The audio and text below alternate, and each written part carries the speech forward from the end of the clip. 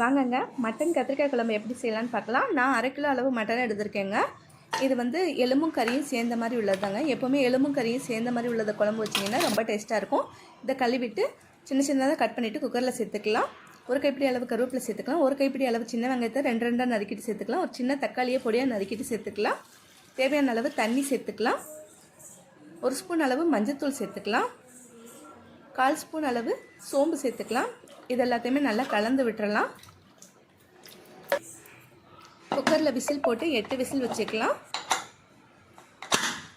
இப்போ அரைக்கிறதுக்கு என்ன தேவைன்னு பார்த்தலாம். கொஞ்சமாக தேங்காய் எடுத்துக்கோங்க. 1 ஸ்பூன் அளவு சோம்பு, ஒரு சின்ன பல்லு பூண்டு, கொஞ்சமாக கசகசா, இது எல்லாத்தையும் சேர்த்து நல்லா நைஸாக அரைச்சிட்டு வந்துடலாம்.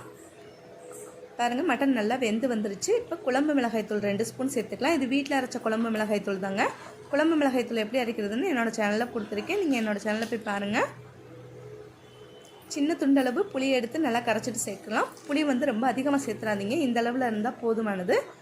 கத்திரிக்காய் எடுத்து காம்புகளை நீக்கிட்டு இந்த மாதிரி பின்பகுதியை 4 கட் பண்ணிவிட்டு உள்ளே பூச்சி எதுவும் இருக்கான்னு நல்லா செக் பண்ணிவிட்டு சேர்த்துக்கோங்க. நான் 1/4 கிலோ அளவு கத்திரிக்காய் எடுத்திருக்கேங்க. மட்டன் 1/2 கிலோ எடுத்துருக்கிறதுக்கு 1/4 கிலோ அளவு கத்திரிக்காய் கரெக்டாக இருக்குங்க. தேவையான அளவு உப்பு சேர்த்து குக்கரில் விசில் போட்டுக்கலாம். பாருங்கள், கத்திரிக்காய் நல்லா வெந்து குலைவாக வரணும், அந்த அளவுக்கு இருக்கணும். அப்போ தான் ரொம்ப டேஸ்ட்டாக இருக்கும். அடுப்பில் ஒரு பாத்திரம் வச்சுக்கலாம். நல்லா காஞ்சதுக்கப்புறமா தேவையான அளவு எண்ணெய் சேர்த்துக்கலாம்.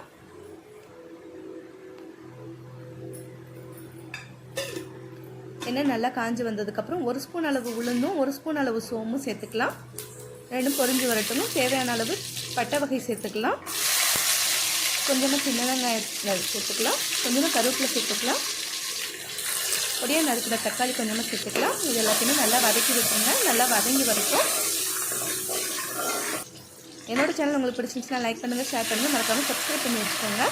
இப்போ நம்ம ரெடி பண்ணி வச்சுருக்க குழம்பு அதில் சேர்த்துடலாம். அவ்வளோதாங்க, நல்லா கொதித்து எண்ணெய் பிரிஞ்சு வந்துருச்சு. இப்போ நம்ம அடுப்பை சிம்மில் வச்சுட்டு அரைச்சி வச்சுருக்க தேங்காய் விழுதை சேர்த்துக்கலாம்.